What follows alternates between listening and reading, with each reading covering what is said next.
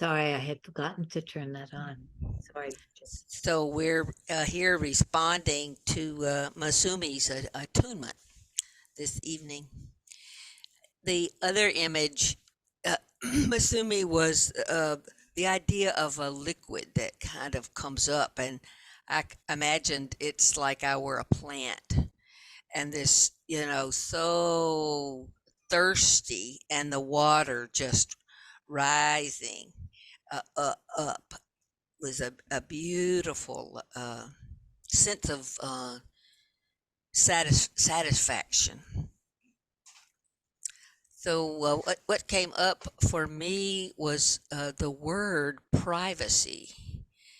This afternoon I was irritated. I didn't realize it, but I was irritated because my spouse has a business in our house, which is somewhat small.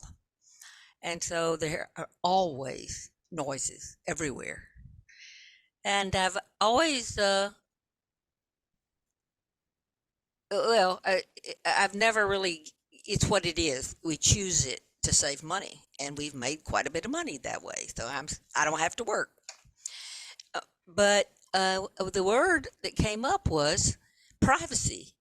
And it had never occurred to me before that that sound, that there's a part of me that believes that that sound is not right somehow. And it it said it is not right because it does not allow you to have privacy. Mm. So I'm looking forward to being with that further in a friendly way at some other time. So thank you.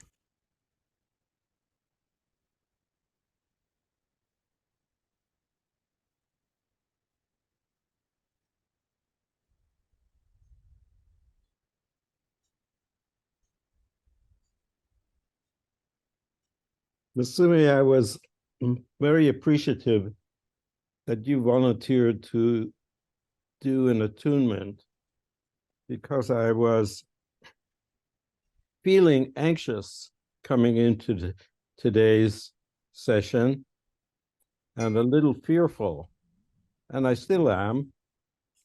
But your attunement made me a little more aware of the discomfort in my body and that anxiety that I am feeling. I can't say it relieved it at all, but I'm more aware of it. So thank you.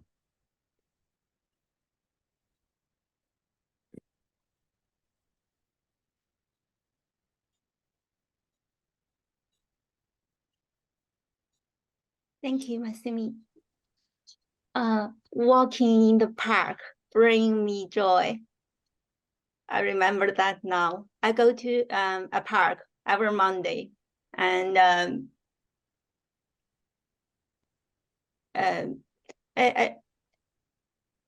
when you ask what bring your joy, I remember that that time.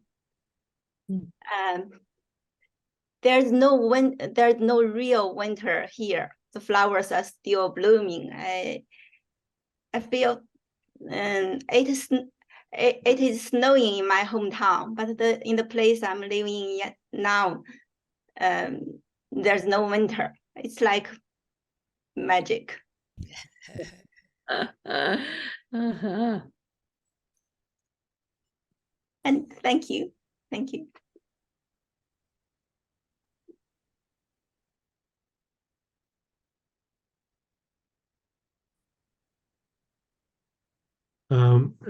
Masumi, thank you for taking up, taking leadership and for your request and also for the attunement. I was really frustrated trying to log in, so I couldn't really relax. um, and then my back is bothering me. Usually does, but and also just feel a lot of anxiety, some fear, and Friday is the anniversary of my sister's passing. She died from a heart attack, Mm. and so I guess part of my anxiety is, in the small ways, what can I do to honor her, such as, reaching out her previous employment with pictures of her. Nobody did that, but I wanted to do that. And also, I don't really do it very often, hardly ever. But but I wanted to do it. Did it last year. I wanted to do it this year too. Um, so just kind of looming the loss and some relief that we buried her ashes and found a beautiful spot in Colorado in the mountains. So that's where thank you. Thank you so much. So sorry for that loss of your sister. I know for me, I've lost a sister as well. And it's something that comes into my mind intermittently with things that remind me of her. And I kind of talk to her a little bit. And I've got a shirt that used to be hers that I wear sometimes, and it just feels good. Yeah. Thank you, Nancy.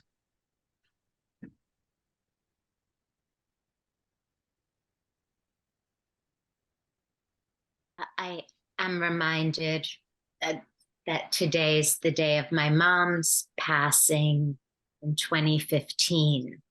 And so thank you, Roberto, for sharing about, and you as well, Nancy. Masumi, I felt such delight when you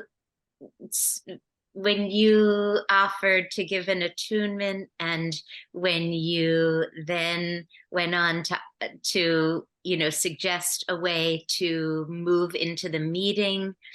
And you said something about you were letting your courage lead or something like that. I would love to know exactly what you said again. I forgot the exact, but that gave me a little bit of joy.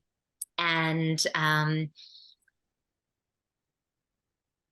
yeah, that's all. So I loved being there for that, being witness to that happening, and just how you led us through was, sorry for that. So I'm a bit distracted and feeling a bit assaulted. But how it didn't feel too long or too short. It felt just right, and just the right amount of words. And it also helped me with how am I even in my body. And I always sit cross-legged. I like to be like kind of folded. That gives me more like surface area. But then with your attunement, I recognize that then I'm not balanced, because always one part is favored. And so that was just lovely. That small thing, but that's a big thing. I always sit a certain way where I'm, but I was just so appreciated it. So thank you. I feel like you really, your courage dust is on the group, and I love that. Courage sparkle dust. Thank you. I love that. Courage sparkle dust. And I could feel how all of us just lit up when you said that you were going to use your courage, Masumi, to do an attunement.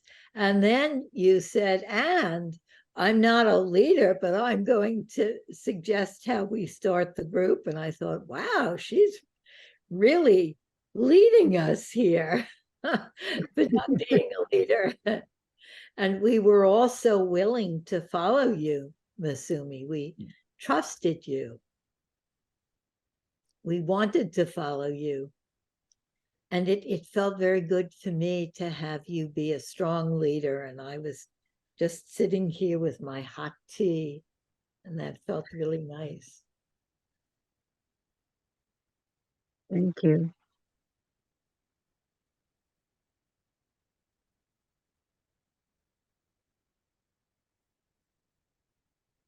Oh, Hello. hi. Hello. Hi. Hi, Annette. Been listening and I was cooking, so I didn't do the attunement properly, but I wanted to share that I am arriving here very sad. I've been very sad the last few days. And it's interesting, we're talking about grief and losing loved ones, and my, as you, some of you know, or maybe all of you know, my father-in-law passed away in October, and yeah, there's lots of grief and seeing other people grieving or other people not doing well is also causing me grief. We have a few people in the family, not my partner, but other people in the family who are off work right now, and yeah, it's a new experience for me to be with that kind of grief. To be with it, Annette, or to share it? Is it new to you to feel it, or to share it? In some ways, yes, because my 4 grandparents are all passed away, but they all lived to be 84 or older, so they all lived good lives. And we, knew they were going to pass, and they all suffered in a way at the end. So we were all happy when they, like, not happy, but when you're kind of relieved, there's an end of suffering when somebody passes, when they are suffering at the end. So yeah, there's a newness to maybe grieving a shock. I don't think lots of people have died suddenly that I know, but not somebody who was so close. So there's a newness to that kind of grief. And just how grief impacts others. Yeah. Feels good to have you share that.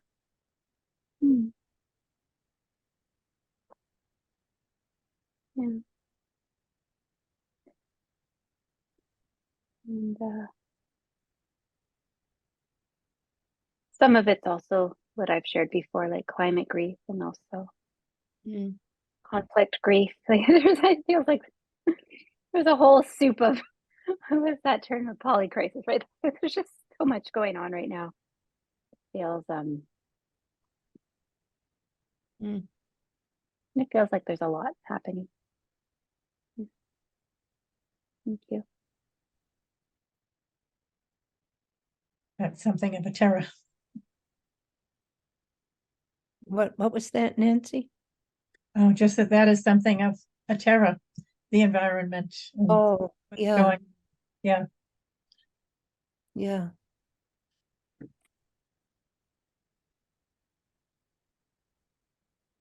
Just as things have been calming down in my life, I got news that my sister's husband has pancreatic cancer, and so I've been shocked by that, sort of sudden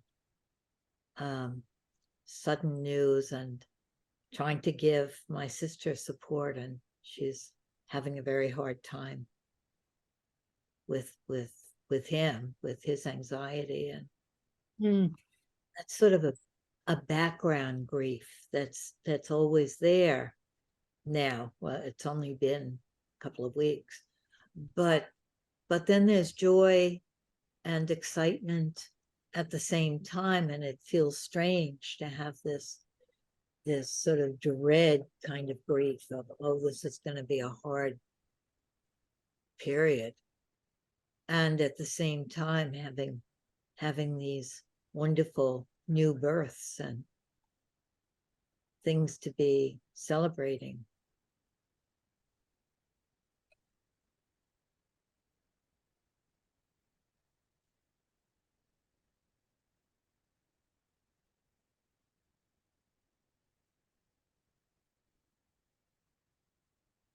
Yeah, this is maybe a good moment to, and I've been thinking of her and Susan.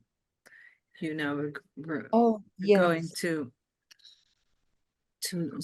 give Mm. you all a message from Clara, and I must say, during the attunement, I really missed her because I kind of felt a kind of togetherness in the attunement, and I was like, oh, you know, I wish Clara was here to enjoy that togetherness, and but she wants you all to know that she really, really misses the group. She's been wanting to write and started to write, but never got the time to finish because she's so super busy and overwhelmed actually with now her close friend and co-teacher of 20 years having this very aggressive illness, this cancer.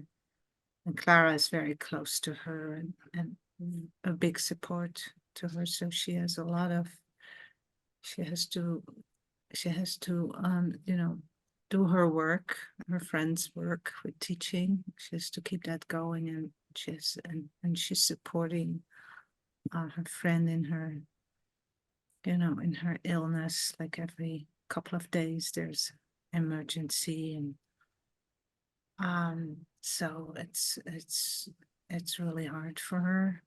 And that all started 2 weeks after her dad's passed away. And yeah, so she's sending her love, and at some point she will be back. But right now she's still in the midst.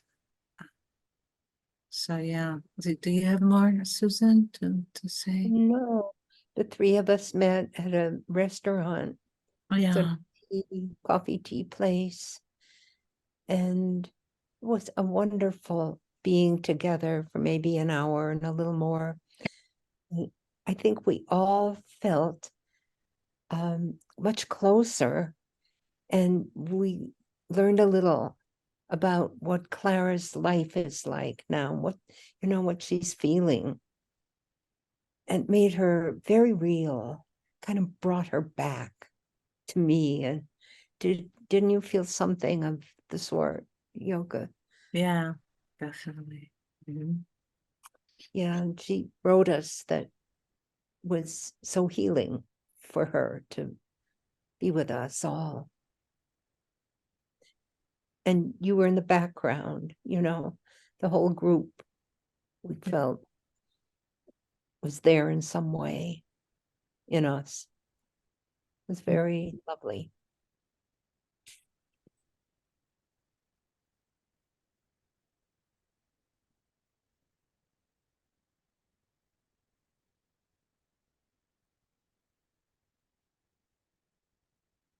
Yeah.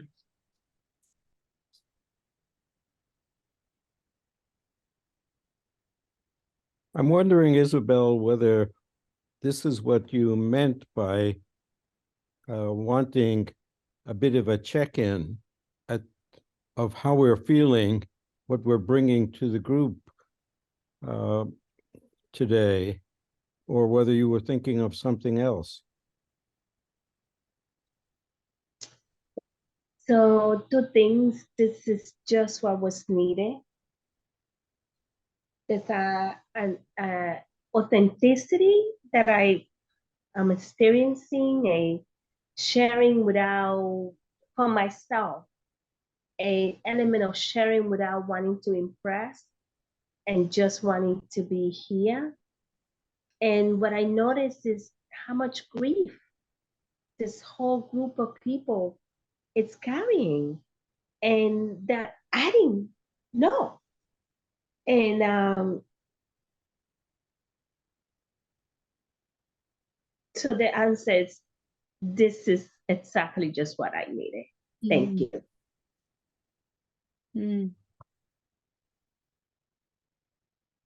I wonder how we might send some support to Clara and love.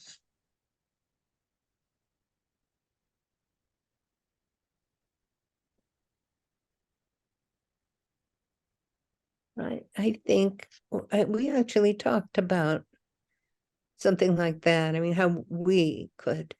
And she said, just, text her.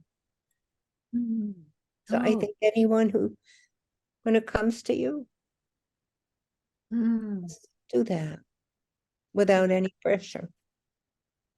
Yeah, and without expecting her to answer. Yeah. Yeah. Right. It's very important, that part. Hmm.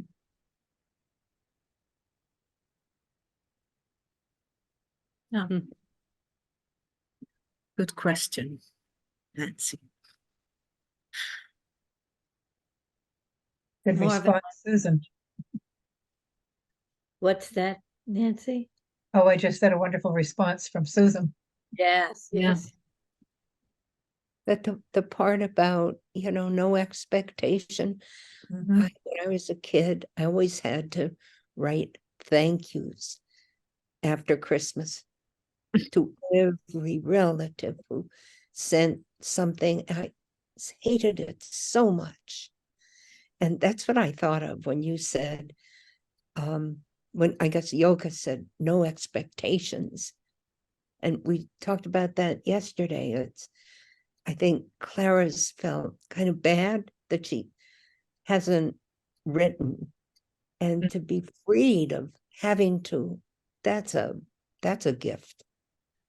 Yeah. That really struck me also, that it's one of the hardest things in terms of learning about relating and intimacy is to express something or give something without expectation, to be able to tell somebody something that you want to tell them without expecting, without needing or requiring a response. So to tell somebody I love you without expecting them to say I love you too, or to tell somebody, I was disappointed when you did this or didn't do that, and not expecting them to say, oh, I'm sorry, just it being enough to tell the person whatever it is.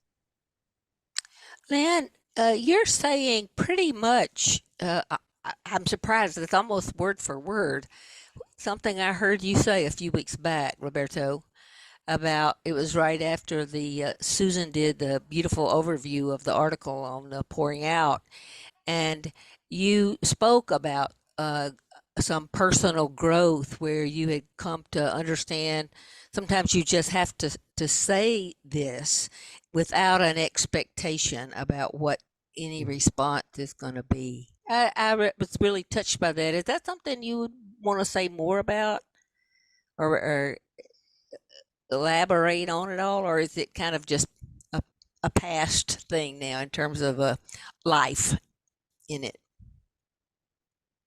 I think maybe I am in a process group for the last 3 years, and I like this one is international. There are people from other countries in the United States, and I think a little bit of the maybe the there was a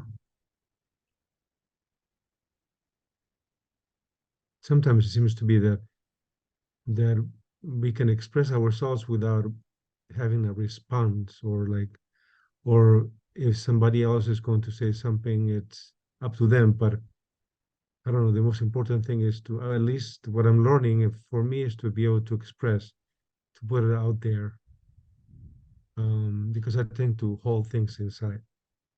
Um, Mm.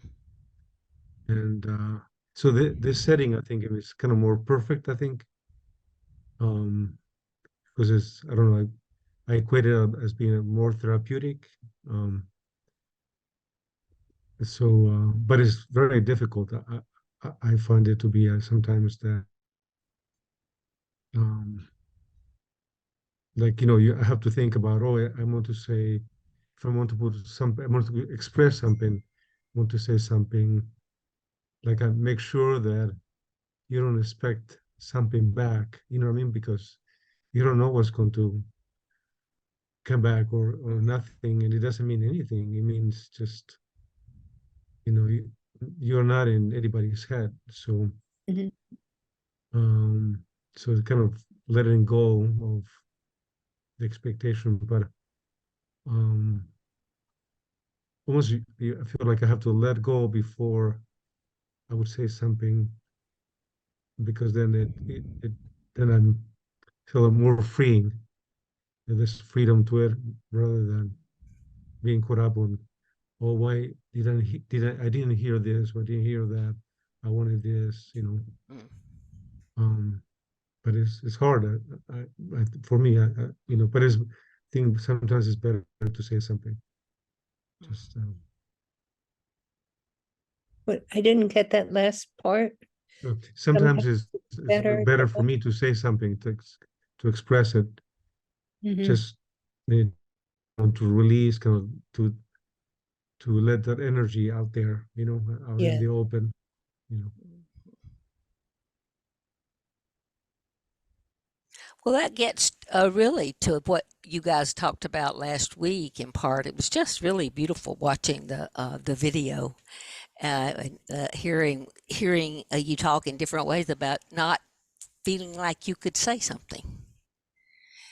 And I love all the comedy about the telling me to stop.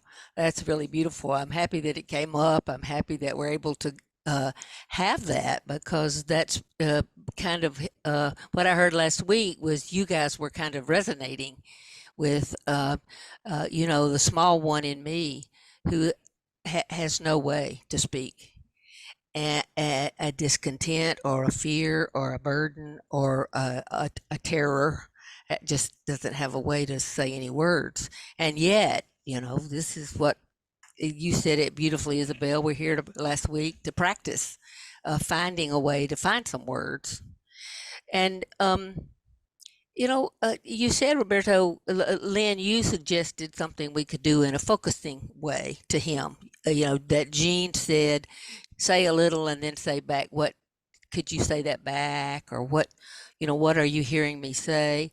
And Roberto, as I remember it, said, well, in a group like ours, we could perhaps do that. But in a group where other people aren't focusers, sometimes it's just not possible to do that.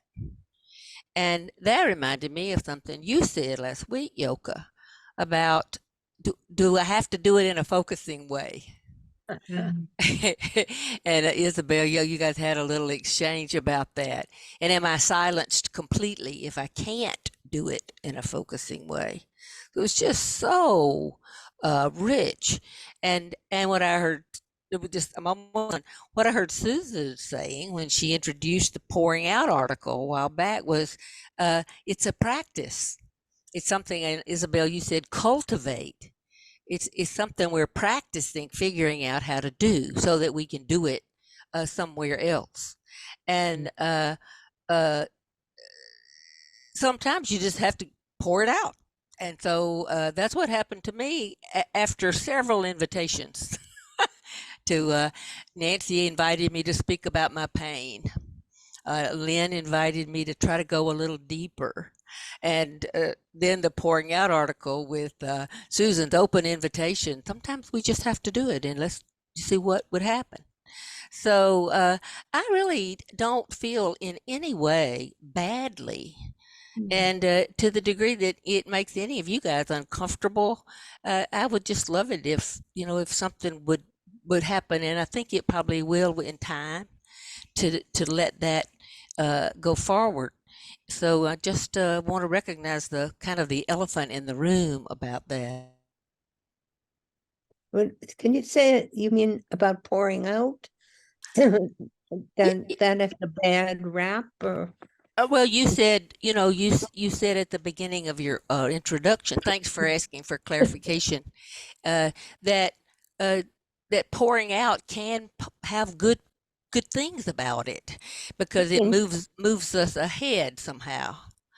And so I believe that it's moving us all ahead somewhat in our growing in our capacity to say one another. Like I said in January, with beautifully led by Annette, this small one in me does not have any words and does not want to talk anymore. And so I just loved it. Rachel, I loved hearing what you said last week when you said at least some of you guys can find a word. I can't even find a word. It's yeah, I believe you used the word paralyzed, and I think we're at a great place, and I still feel that I'm misunderstood in a lot of ways, and I think that's my own fault because I didn't give anybody room to reflect when I was pouring out. So maybe, as time goes by, the things that bug me about how I feel misunderstood, I might be able to say something about. But right now, I'm just thankful to be with you guys because you helped to convert that pouring out sensation in me into a space that not only held and nurtures me, but shows promise to do the same for us all. Mm. I just want to say, I don't know if you see that I was smiling as you were speaking. And I am appreciating, BJ, the part of you that it's saying, and this is what I'm hearing, that out of the interactions that we had, there's a gift there for all of us, whether we know it or not. And I just really want to express my gratitude to you for staying in the conversation. And staying in the conversation, I work with someone that always says the word, I'm giving this person grace. And I didn't know what that means because, English is not my first language. But today I really understand what this person means by giving grace, even in disagreement. And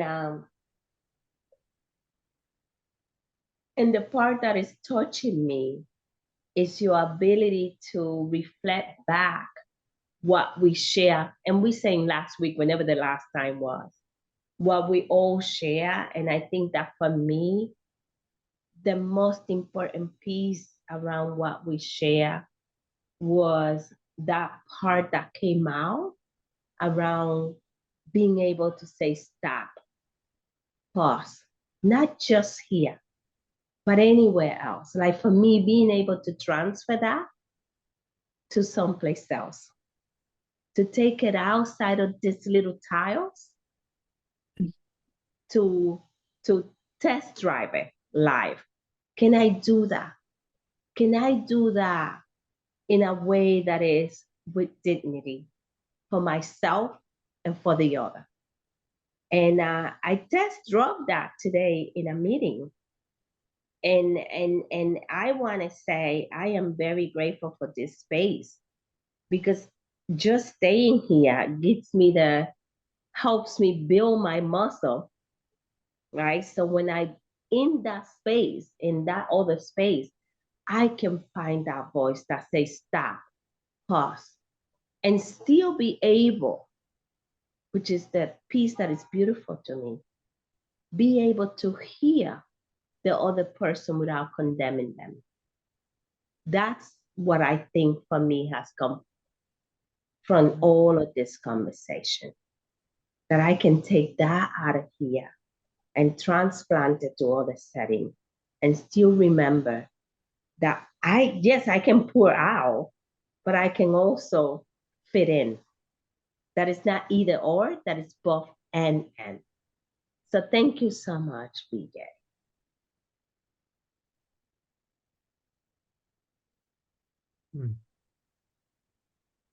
BJ, I feel like giving you a hug.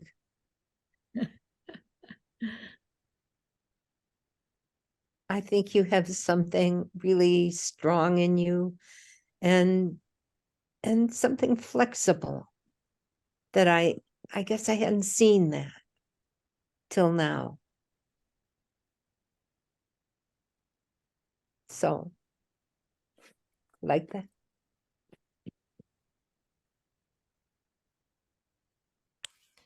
Thank you, Isabel, and for the hug. I'm just curious to know, folks that feel a little afraid or a little anxious.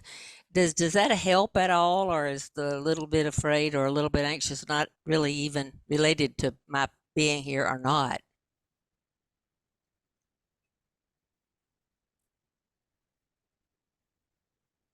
Not me, no. It was something else, no. But I mean, I was struck by a lot of my fear and anxiety is not about you being here, but I was, that you said that your little one didn't have a voice, that I was struck by that, yeah, really, what I mean, that just felt like it was really big, because I don't know, I felt that it would, but I guess, but you telling us that you felt that your little one didn't have a voice, so I was very struck by it. Well, thank you. Thank you. Marvin, what, are you where you could say something? Sure, always. I had an experience in the last week or so when I held up a stop sign, and the other person, I didn't hold it up in reality, but I brought somebody's attention to behavior that was upsetting to me, and the response was not good. So that brings to mind, you have to be sensitive to the right time to hold up that stop sign. You always, you can't just go with your feelings.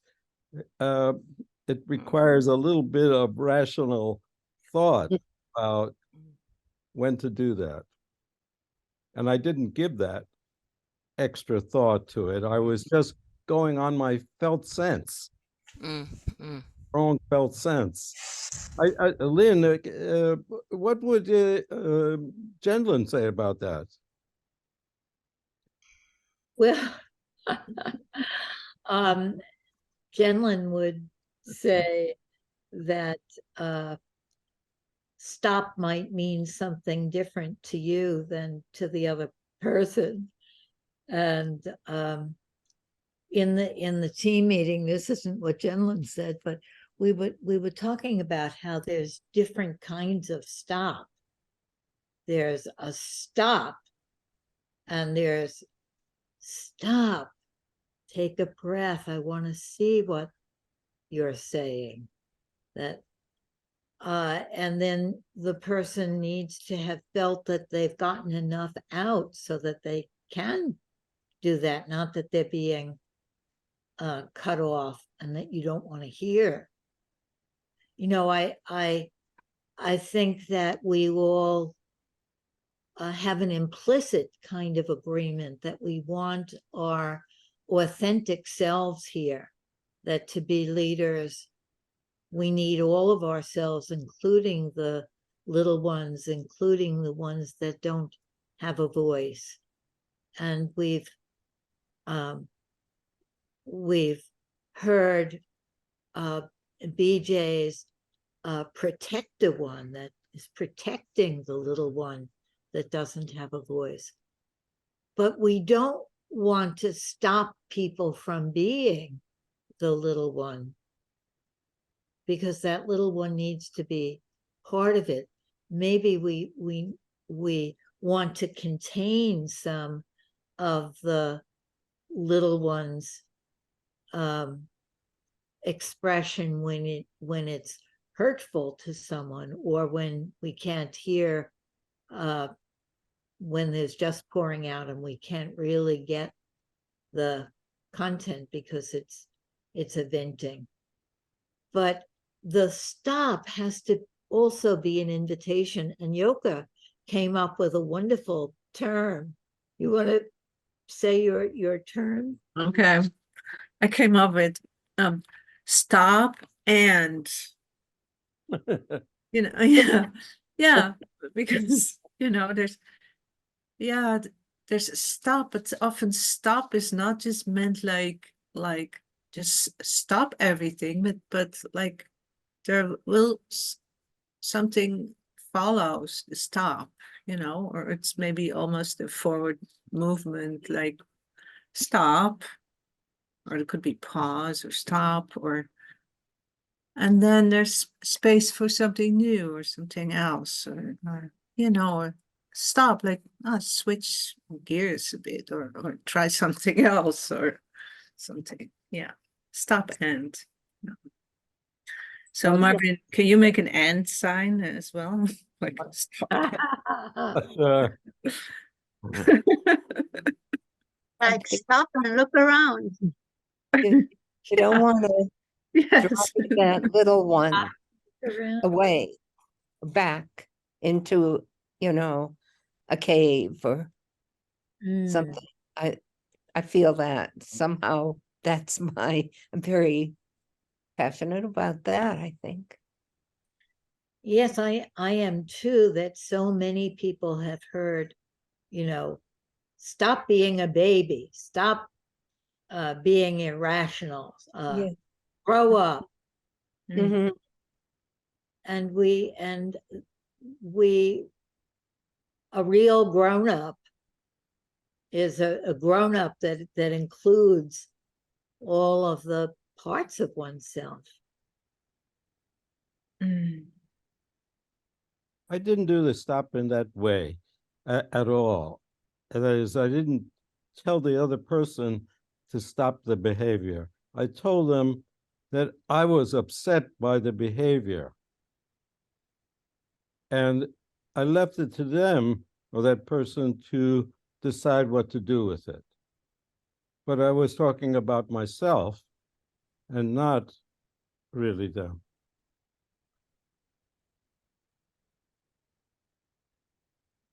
Still didn't work out well. Well, it might have been, who knows, everything is what it is in the moment, but we're just playing with what you're saying, Marvin. But maybe the and needed to be, how does that feel for you that I am upset by what you're doing? What does that do in you when I say that? The and, in my mind, has to do with some kind of deep listening that goes with the stop. Maybe not at that exact moment, but the intention to really hear the person. I'm wondering, BJ, how that sounds to you. The stop and the Well, part you I froze. I went away, and so now I've just come back on my phone, and so I'm discombobulated. Oh yes, of course.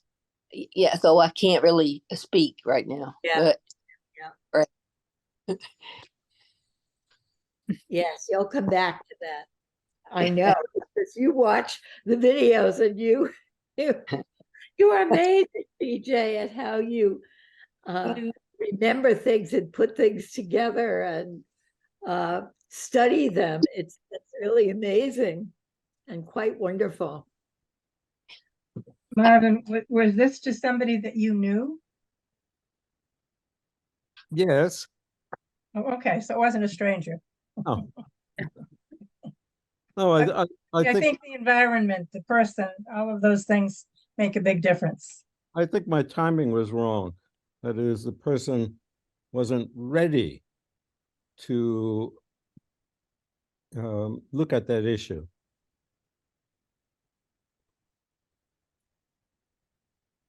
This conversation is giving me some help with understanding like what feels dangerous to me, just a little clearer in terms of oftentimes when like both people in the conversation are activated, when I'm activated or like regressed, or it's my little one, or you know, it's not my integrated self speaking on behalf of my little one, you know, so it's not me saying, oh, I'm feeling very needy. Instead, it's like the needy one who is trying to communicate. So it's really and when I'm sort of confronted with somebody else's, either it's their direct need, like it's their unadulterated little one or triggered one or something,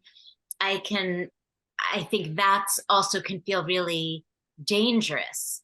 And I think I want to also say that as we sort of slow down with everything that BJ is being so, I think, really gracious about sharing, and I feel like we also are wanting to be gentle and supportive. There is just such an identification with like my little one and BJ's little one could be crying in the same playpen, and you know would have these little ones, and probably everyone, I guess, hopefully everybody does, but it's like when something comes at me in a way that I can take it in, there's almost nothing that I find unacceptable or that I can't find a way to be. I think maybe I'm speaking too highly of myself, but that I feel like I can find a way to be in helpful connection or in service to, or keep company with a little one or a hurt one or something. There really isn't anything that I would say, oh, I can't necessarily be with that, or I don't work with that population, or don't tell me about that. I don't have that feeling. It's much more how it's coming at me, or how the way that it's coming towards me, that sometimes I don't have the capacity to kind of like, what is it called that you do in a boxing ring, where like you bob and weave. Now I see myself on video, and that's not how you do it, I'm pretty sure, from what I saw in Rocky 1, 2, 3, and 4. But I digress. So anyway, there's something about, there's like a universality that I can be with. And the delivery is kind of what I think I'm struggling, how to be able to filter it, not just filter myself, which I failed at that, but how to filter what's coming into me so that I can hear the essence of what's trying to be communicated.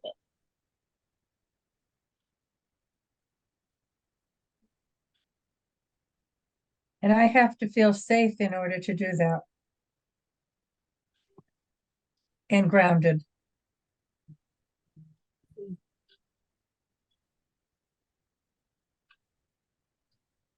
Yes. I'm saying that when I'm not feeling safe or grounded, to say something about that will help me to feel safe and grounded. So if I say, you know, I need a minute to ground, I'm feeling a little ungrounded, or I felt alarmed by this or that, or, you know, it made me nervous when so-and-so, you know, something that says ouch, and there's a taking care of oneself and saying, I need a minute here. You know, I think that's so, be able to say that, kind of have to accept that in yourself. And that is very strengthening, comforting. You know, you're not having to hide it. You dare show it. And to be able to share with the other person what you need or what I need in order to feel safe can be very helpful in that circumstance. Yeah. Now I'm assuming that that's a relationship that I feel safe in order to share that. Because to share what makes you feel safe, you need to be working with with a person who you trust to some extent. I think what I'm hearing from Lynn is that sometimes, I mean, I think that if you having that trusting relationship is ideal, but what if there isn't there? What if there never would be, like at work? And so then I guess what I'm hearing from Lynn is that you allow yourself to say something to be to ground yourself, like an ouch, or I need a minute here. You're not explaining anything to them, or but for yourself, you're just kind of collecting yourself to kind of deal with maybe an attack, or the craziness of what's being delivered or said, or Yeah. so I think that's what I'm hearing from Lynn. So I don't know. Yeah, I think that's a good reflection, Roberto, that when you say I need a minute, or I got a little flustered there or something, you're not asking the other person to make you safe, but you are finding that safe place in yourself. There's a wonderful video of Jean talking about that you can always find a safe place in yourself, a home. And it's sort of like going home for a minute. And just relating that to the other person makes the situation safer, because you're making yourself safe, not expecting the other person to make you safe, depending on, of course, the kind of relationship you have. Yeah, I was thinking of a Yeah. personal relationship. You're so right, Roberto. Yeah, a work relationship is so different. For me, it really makes a difference if I know the part of me that's active. Like if I've focused on it before, I can recognize it. So I'm thinking of knowing my hurt child gets cold arms, or noticing my posture. Like when I'm more in perfectionist mode, I'll sit straighter. So when those have happened, I can catch myself. I'm like I'm starting to be activated, and I catch, like, the part of me that's observing myself is able to catch and then have that inner regulation.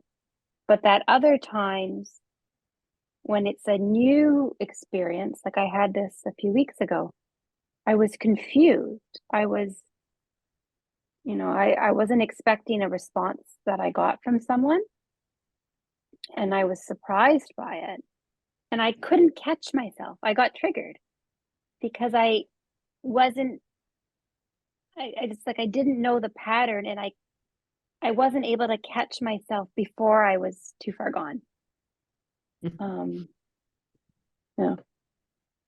That's why I like body cards, because it's easier to remember our patterns, because we draw them or write them down in a picture way, or get the handle, and it really helps me when it happens again. I really, thanks for sharing that, Annette. And I'm just trying to see Like, I wonder if when you say catching yourself, if you're I mean, before I get so just into the hurt child or just into the protector part, mm, my self-compassion can go, oh, you're getting hurt right now. What's going on? Like, I can hold on to that self-compassion and the curiosity and kind right. of be in both energies. And it feels like, the way I explain it now is, I feel like I'm toggling the my window of tolerance. Like, I'm near the edge. I'm like, oh, if I don't stay here, like if I don't self-regulate, I'm gonna lose it. I'm gonna lose myself, as in my capital S adult self. I'm gonna Yeah. flip my lid, and I'm Mm, just gonna be the child or the adolescent protector part. mm, But sometimes I can catch the loss of my, because it's like those parts come forward so quickly and so strongly, then self suddenly is gone. But I can catch that. I can notice somehow that process in that place where it's emerging, and then I can stay present with myself. yeah. And I just learned from Richard Schwartz this term, inner secure attachment, and that feels really like it's like, yeah, that my adult self can stay, even though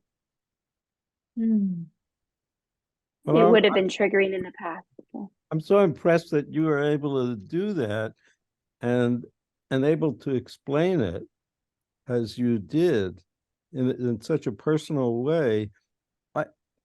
I wasn't able to do that because I realized that I didn't catch myself. And I just went on. I don't know if it was my childhood self that was aggrieved, and I'm not sure how to do that though.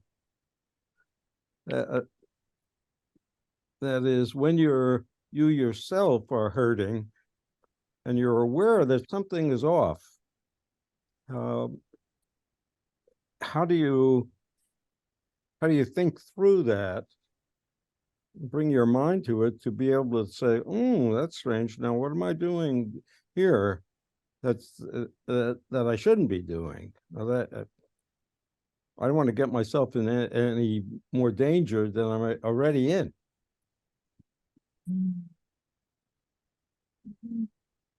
For me, I think the alarm is the anxiety, and then the racing thoughts.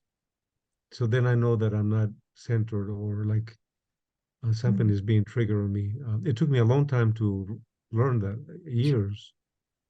So now I've kind of paced myself. Like I go very slow, especially when there's a lot of pressure situations at work, and especially at work, um, and then I pace myself, and that helps me not get caught up on my mind start racing or get anxious, and I kind of flee, so I can be present, and even though I may not say anything, but I don't let the intrusion throw me off, or make me feel less, or that I'm not doing this or not doing that. But I think, I would say the groups have helped me helped me. People were talking. I saw the video, and then I felt that I can find a little bit those, like a spot where I can perhaps help myself minimally, and not get lost on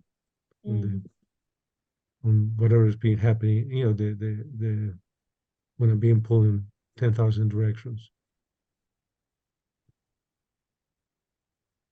One of the things I've done that I think really helps is practice accessing self. Like when some things are good. And I teach a course with this. We just did it. We just finished it last night. And it's so cool to hear what the students share as well. So it seems to work. It's not just mine, it just doesn't work on me. But anyways, what we do is we go to memories of qualities of self. And I use the 8 C's of self-leadership from internal family systems. So you can go to a memory of a time where you felt courageous and you get the felt sense of courage in your body. And it's like we're strengthening those neural pathways to be able to activate that part of us. And I think, or I know for me, that was a huge part of it. I did quite a practice of this, of like when I would notice my critic, asking self-compassion what it had to say. Like, okay, thank you. And then over time, it's like the critic knew, oh, self-compassion's got it. Like the critic stopped showing up. And so it's not just about doing it when there's an activation, but practicing as a practice, you know, like you don't just play the piano when you're in a concert. you practice so I wonder if that's what you did, Masumi, if you accessed the courageous part of yourself intentionally to give us leadership. How did you get there from last time when you were saying, I don't feel the right to say anything? Yeah, I think what helped me was conversing with Marvin personally together, how it was for me and how it was for him. And we sort of shared the same kind of feelings inside. The feeling that stopped me having no courage to say it, but understanding, oh, we share the same feeling. And how would it be better?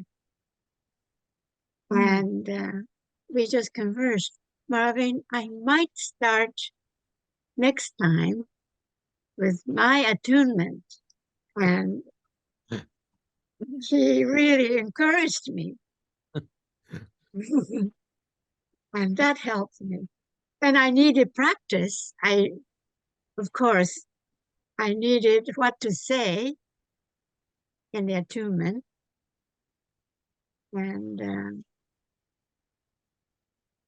also, I wasn't really confident in saying the right thing, but I wrote it down and I checked and I practiced.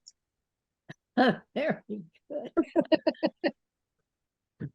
Well, this reminds me of a long time ago, Rachel. You said we were all brainstorming about what could we say or do or be, and Rachel, you said sometimes before you have to speak, there are little things you say to yourself, or when you're going into a difficult situation, and you would like it if we kind of shared some of those. Do you remember that? Maybe she had to go away for a minute. At any rate, I really appreciate this. It's also, you know, Annette, you said that. You said maybe we could share some things we do, some tools we each have to help ourselves to feel more safe. After you had told us that what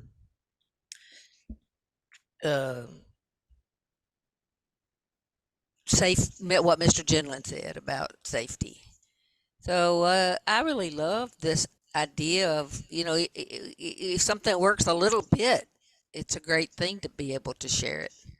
And Lynn, I appreciate your giving examples from the focusing way as well. Which examples, BJ? You, like you said, last time to Roberto, or a few times back to Roberto. Well, you could say a little bit and then asked, "Did you hear me?" Those kinds of little things. And you've said a couple of things like that here tonight. Right. Yeah, I notice for myself, like, what happens when I have to take a break or when I have to go. That so I notice, like, when I'm not with my, I think for me works like, if I'm really with myself, and if something happens and I get drawn out of myself, that's when I'm losing my ground. And so for me, I think it kind of is a similar thing what Annette does. But for me, it's like, I think for me, it's really important to try to stay with myself. And that's my safe place. And that sometimes I get drawn out too much. Drawn out. Something draws you out. Something, somebody from that place. From some yeah, draws me out. Like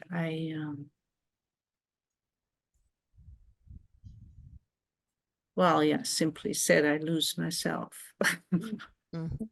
So, and that's, for me, that's really the super unsafe space.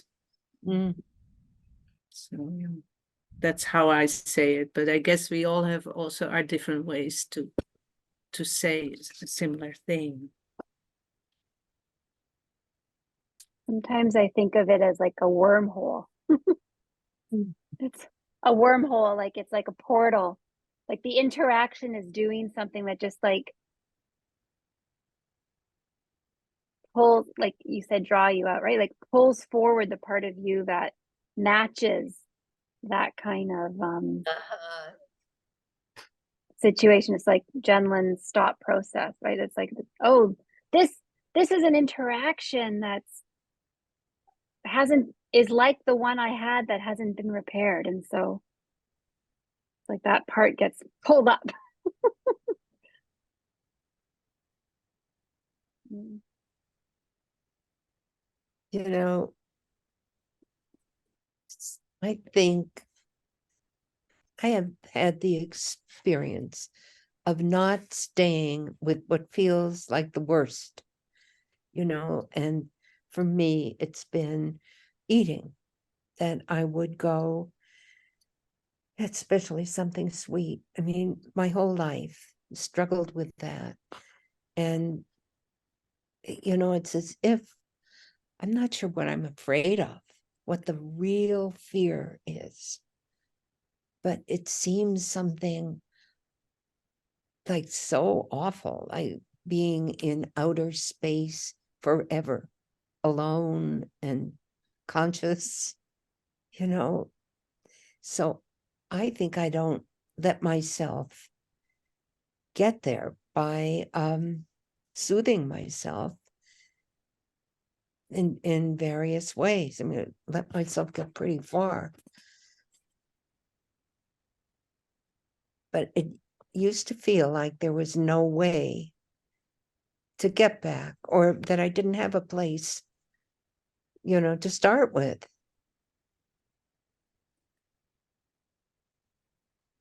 And I think that's changing, but I can still find myself suddenly in a very bad space. And I was thinking, you know, Annette, you're talking about imagining times or bringing them back when you felt yourself and courageous, and that takes a while for me to make that real in myself again. And I can't do that in the middle of, you know, some sort of battle or war. So at that moment, I think sometimes I just grit my teeth and get tight and, you know, just try to get through it. But I guess I'm asking you if what you think of those times. I'm not saying I do it during those moments. I'm saying having done practice at other times strengthens that muscle so that when something does happen, I'm less swept away. Like I have more capacity to stay. Stay. Yeah, I can do it in focusing, right? Like if I'm focusing, I can pull that energy in and cross them, which is really cool. It's like what's his name? Alex Mauder. He calls it quantum focusing or something. I think whole body focusing does that too. Like this, like having two energies and crossing them is really fun and very powerful. But I don't usually do it in the moment of a trigger. I'm just saying the practice helps just stay with self a little bit more. Yeah. What do you do in the moment of a trigger or to do different things? It's if I catch it, right? If I notice if before I'm fully triggered, I notice the posture change or the physical sensation of the pattern coming on, then I can go, oh, something's up. And I can be curious or just tell myself to breathe. I remember one time having a debate with my partner and I just kept telling myself to breathe and feel my feet on the floor. So I was like helping myself ground and I was just hovering. It really felt like I was hovering to be able to stay. It's lovely. It's doing the very best you can, isn't it? I mean, to take care of yourself.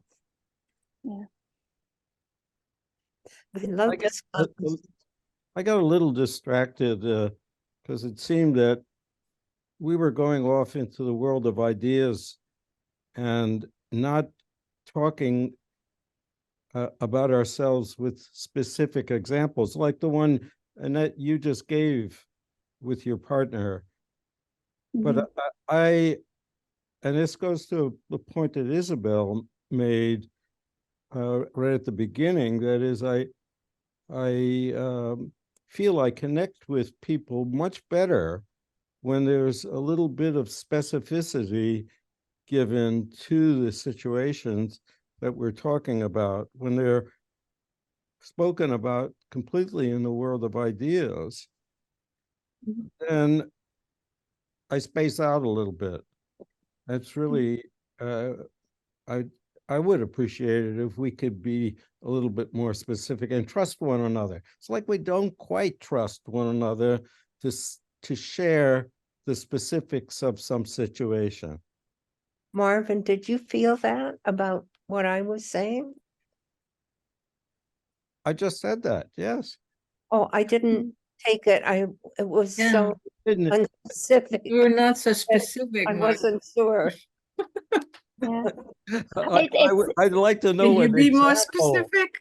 Yeah, an example of when that you had that feeling or whatever. I could It's think like it's like the you and me that talking about you and me, which is, I think, a step further than just being specific. And that BJ, you were very brave in bringing up the you and me and asking if people felt nervous about your being there or there, and saying that you felt settled, but also misunderstood, and that sometime you wanted to talk about that, and that felt so complete to me, that you were sharing something very intimate by saying you felt misunderstood, and at the same time you were not requiring people to understand you in that moment. But what you're thinking of is the realm of ideas, of us sharing what we do in those moments, I think is our way of sort of gathering our equipment as we try to go into this realm of talking about what do we do as a community that when we want to have all of ourselves, and then we are going to get activated. And I was wondering if Yoko liked the word activated better than triggered, because she hates the word triggered, she told I us. do. Couldn't Yes. find another word, and then we use the word activated, but it's such a complex and somebody, I think it was Annette, said it's almost like a suction, sucking you into the sphere of the interaction and into the bodily experience, primal experience that you know so well in your body, and it just sucks you in. And that we're going to have that if we really want to have all of each other, and not just have the convenient parts of the other people, but to have the real other people. I'm Marvin. I feel you're shaking your head. Am I shaking it now? No, No, I'm not. I mean, no, I I'm wasn't not sure sure what you're saying. what was going on. I'm just trying to find you. I felt hurt when you said that, because to me, I felt I was. What was it? I don't know. Really sincere and saying as much as I could, or it felt right. And it didn't feel evasive. So I'm not sure why I felt hurt, but I guess I felt not understood by you, that what I was saying didn't speak to you, because I was trying to speak. I guess I felt, and Susan, in response, that, and I phrased it in that way, that I could have understood it better with an example of where you were having this particular feeling. Like yesterday, I was in a group, and one of the members of the groups said in a very aggressive way, "I don't want to do that," to me. And I could have taken the bait, I would say. But I was able, as Annette said, I was able to catch myself and not respond.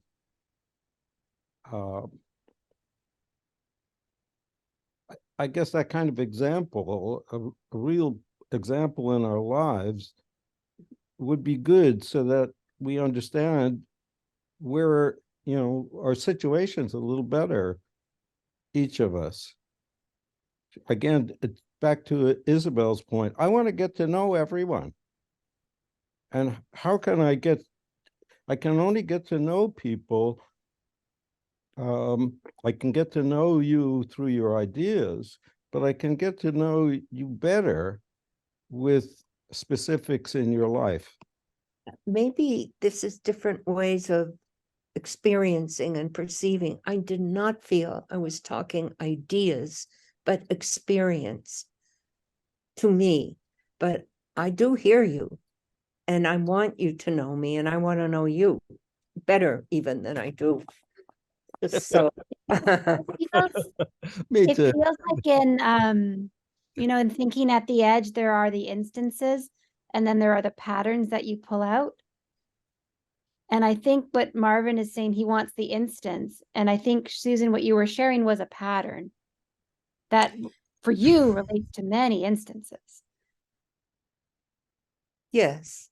I mean, I thought what Susan said was profound. I mean, I thought it was brilliant. I wrote it down, not staying the shared difficulty not staying with what feels the worst. And then and you feel out of space, alone, and unconscious. I said, not having a place to start with in a very, she enters in a very bad space. I thought it was just, describing an instance, when sometimes she feels that she's having difficulty with what feels the worst, and then she enters this realm that, I mean, she's putting words into it, but sometimes those little times are very uh, difficult to understand, and then she resorts to eating to comfort herself. I thought it was, I loved it. I mean, Could and you I thought relate it sounds to like the, you thought about it a lot.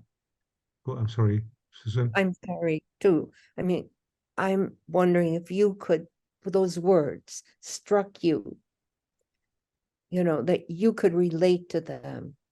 Like, Um, oh, I felt something like this, I mean, maybe, something no, like, I kind of, I don't think I've have difficulty staying with the words. I mean, I kind of get into it. I mean, um, you could stay with it. They I think so. I meant mean, something. yeah, but Okay. I do understand the feeling about having an M&M. Not because It's- in excess, but a piece of cake, a candy, it makes you feel wonderful. oh.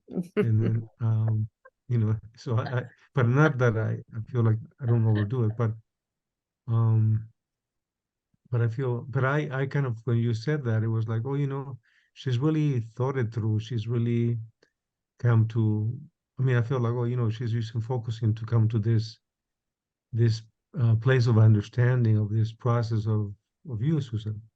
So for me, felt like, like you were spelling it for me. I mean, like a real, I got it.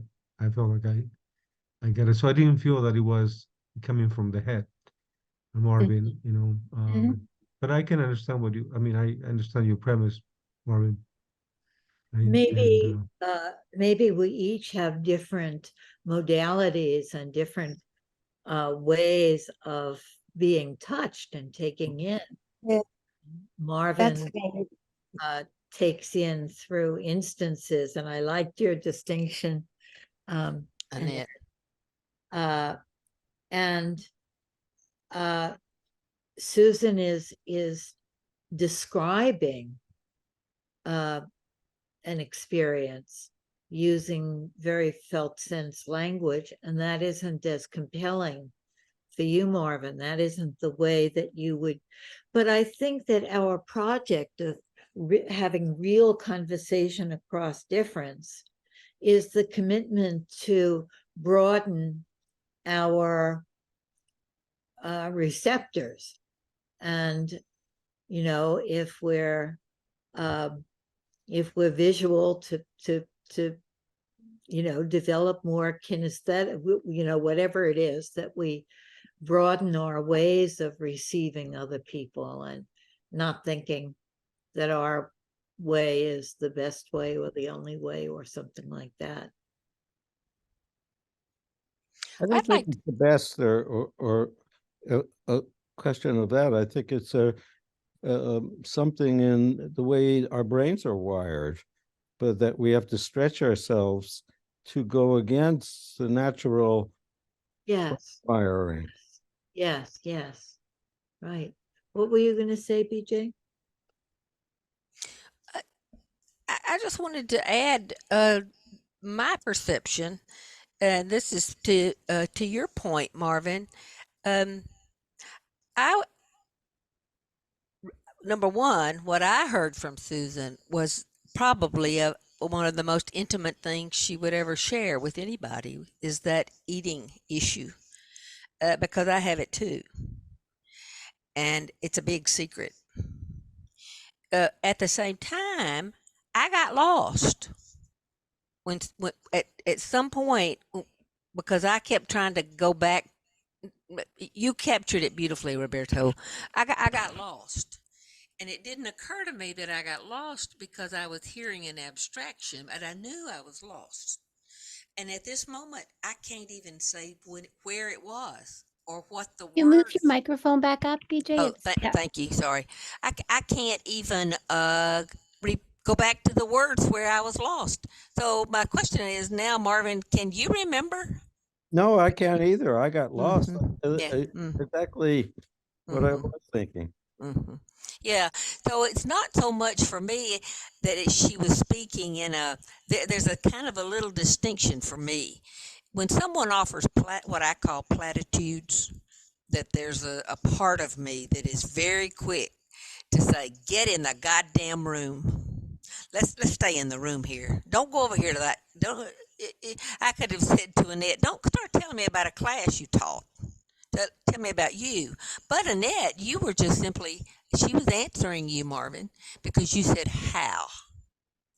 And so Annette gave quite a bit of abstract stuff, but I didn't feel that cutoff that I sometimes feel.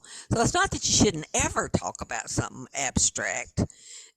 So it's all just very murky, isn't it? That trying to get together and really hear each other. So, yeah, so I just thank you, Susan, for bringing it back up, and you, Marvin, to continue to try to, stay with it. You know, my take on what was happening with Marvin getting lost and BJ is because Susan gets lost too. I think I felt that when you are, in the process gets lost, you know what I mean? And so I think we felt it. We felt it. That's a good, guys. well, that's a good word. And Nancy, I heard you say that same thing. I don't know, in the last few weeks on some video where it is so complex, it is so complicated that we're all kind of halfway lost a lot of the time, and we're just trying to say what we want to say. Yeah. I think I do wander sometimes. I mean, yes. I mean, I thought you tried to explain an experience and that was difficult for you. And I mean, I thought that it was very profound. I mean, really. I'm really glad it touched you, but I was just, how do you hear criticism or a difference? How do you hear? That's what I'm struggling with a little bit. How do I take in? It's not something that's not, like me. Because my cheeks were getting red as we were hot, as we were talking. So I was, struggling to let it in and not feel I have to defend. But is that just inner gesture in me of keep out, or is he saying there's something bad about me? Okay. So how do we hear it? Can we bad about you, Susan? Nothing bad. I Oh, just want to be assure you, nothing bad about you. It's the way that I operate. Well, My and I'm brain talking operates. how I operate. I would like to let more in, easy. Not, shall I let this in? Shall I let that in? Maybe not. Maybe this has a little poison in it, or a sting. Maybe there's a bee hidden in this. I'm making a joke, but that really is something I struggle with. And my example is in how I was hearing and how I was working to let in as much as I could, at least. Could we hear for Kate? We almost forgot her. We forgot her.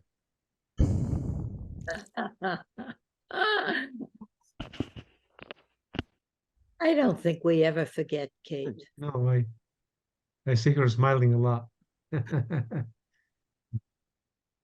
Nothing to say for the moment. Thank you, Marvin. I have an instance for Marvin of my struggle with really expanding my modalities, and I have some close friends who give lots of very concrete things about their lives as their way of being intimate. And my way of being intimate is more sharing my ideas, my how I experience things, much more descriptive. Like I could be really excited about a conversation about what do we mean by triggered. And these friends would be very bored by that. Like, what are you talking about?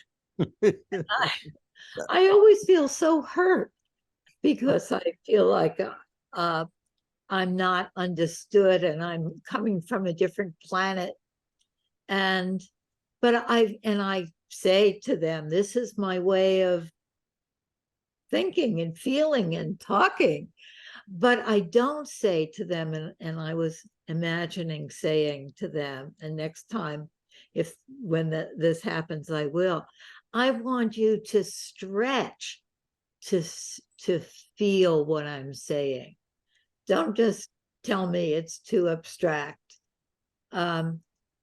Listen to it the way you would listen to poetry. But then they would say, well, we don't like poetry. So I better not say that. I'll say, listen to it like the lines of a play that you paid $500 to see. But you were able to say something to them about your hurt. No, I didn't say I was hurt. That's what I just realized. To us. No, I said, that's the way I communicate. That's intimate for me.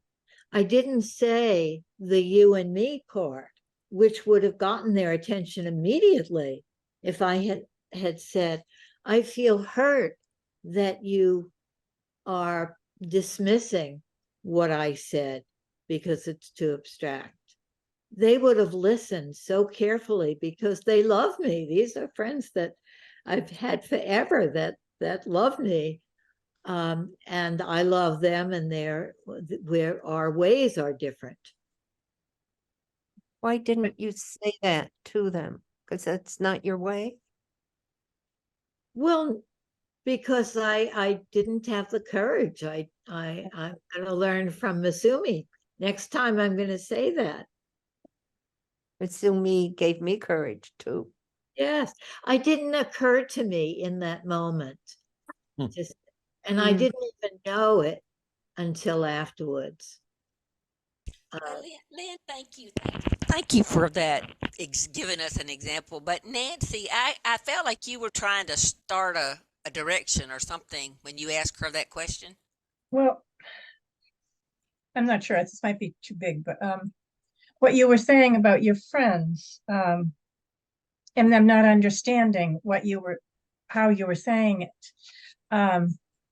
And this is, I guess, more personal, but I guess I'll just put it out. My health is okay, by the way, right now. My test came back. Oh, hey. But a couple of months ago, we purchased our burial plots, and because they weren't good, and we were getting nervous and all. Anyway, but in the process of that, I was choosing words for the plaque that would go at the foot of my grave, kind of thing. And I was saying, and I ran this by my daughter recently. My love for each of you will last forever. Which I thought was pretty clear. And she had a positive affect in responding, but she said something back to me about, well, that describes see if I can put it out now. What's the word she used? Not sorry, but regret.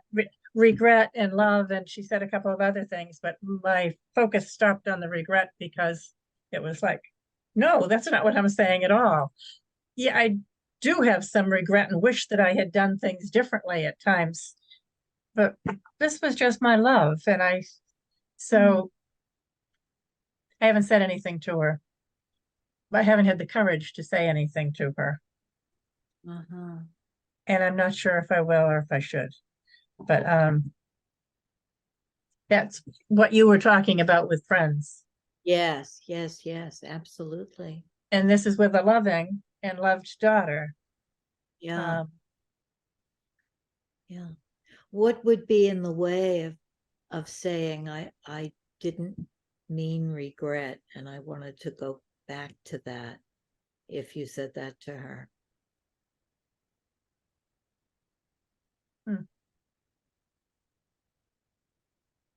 I'm not sure. I think I'll have to think on that. Hurting her feelings. I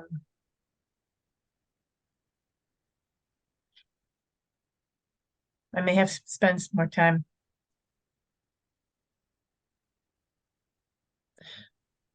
But it does feel sort of important to me.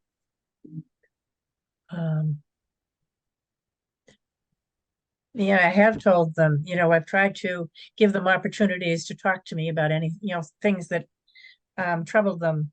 And some of them have, and that's been good. And I've been open and all that and apologized and, that kind of thing. But this isn't my time of regret. This is not what I was saying here. This is just, I want to offer my love and I want it to be there forever. Nancy, do you have any idea what the word regret might have meant to her in that moment? I mean, it seems very odd to me too that would be a word she would have picked, but she was clearly meaning something. I would have to speak to her about it. Yeah. Yeah, I'm not gonna guess. Other than Okay. things that we've had some conversations about. Yeah. So I mean, it could really be fruitful. And their father was alcoholic and things were crazy. Sure. So yeah, it was a very different lifetime ago. Yeah. May I add something that occurred to me now? Why I became a little more courageous was it occurred to me that I do not want people to perceive me as a coward. Oh. I want people to see real me. Part of me has a lot of courage. This time I didn't show it, but I'm not a coward in total. I wanted people to see real me. Yes, yes. That made me more courageous. Yes. How did you get the idea that of cowardice? I haven't seen you cowardly ever.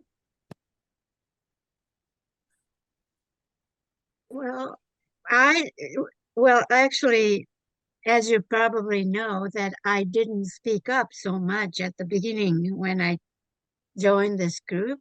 I was just watching and concerned. I'm not understanding what people are saying totally. I want to understand completely. And one time, Kate said, I don't mind not understanding all of it. And I just learned a lot. It's me that's bothering myself and that's hurting myself and hindering me from thinking being natural. And let's see what I want to say. Okay, so Marvin didn't see me as a coward, but I just didn't want to be seen as a person who is hesitant. Maybe not a coward, but hesitant and what is it? Surrendering myself as being not saying and not showing my real me.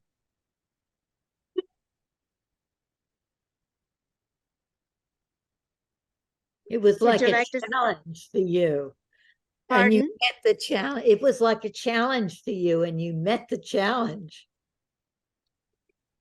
Yes, I consider myself as a very challenging person myself, but in here at the beginning, I wasn't challenging enough. Uh-huh.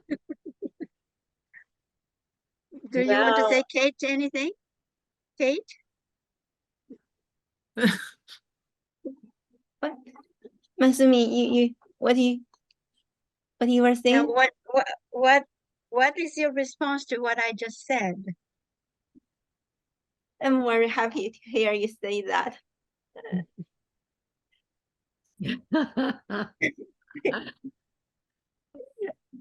Well, To me, I like all parts of you. Sorry, Kate.